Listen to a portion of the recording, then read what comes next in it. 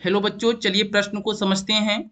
प्रश्न है, डीएनए के द्विसूत्री संरचना के दो मुख्य बिंदुओं की विवेचना करें। आइए इस प्रश्न की मुख्य अवधारणा को देख लीजिए।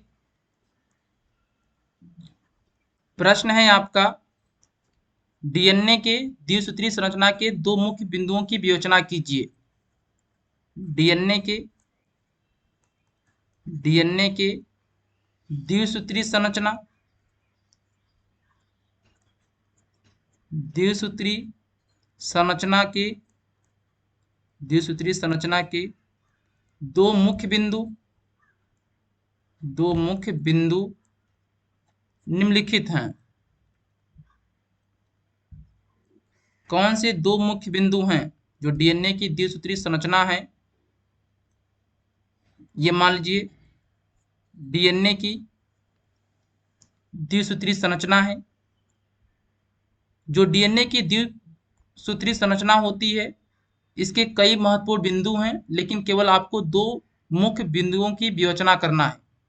तो जो द्विसूत्री संरचना होती है, डीएनए की द्विसूत्री संरचना, इसमें दो श्रृंखला पाई जाती है और दोनों श्रृंखला आपस में जुड़ी होती है हाइड्रोजन बंध के द्वारा।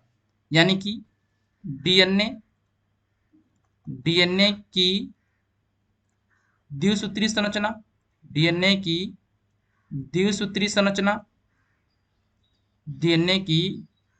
संरचना में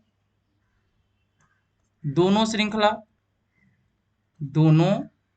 श्रृंखला हाइड्रोजन बंध के द्वारा जुड़ी होती है। किसके द्वारा? हाइड्रोजन बंध के द्वारा।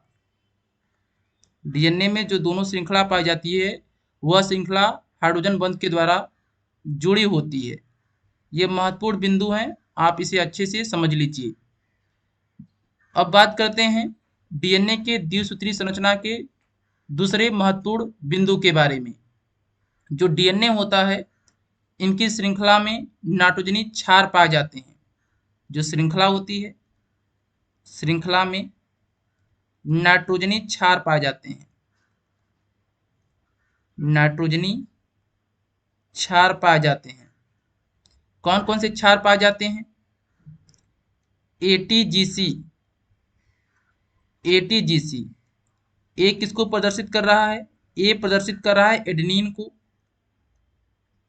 टी किसको प्रदर्शित कर रहा है? टी प्रदर्शित कर रहा है थायमीन को।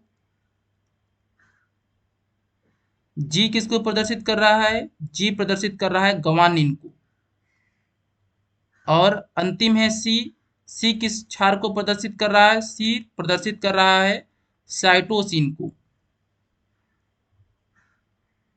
दिए गए प्रश्न का जो दो महत्वपूर्ण बिंदु की विवेचना करना था, हमने आपको स्पष्ट रूप से बता दिया।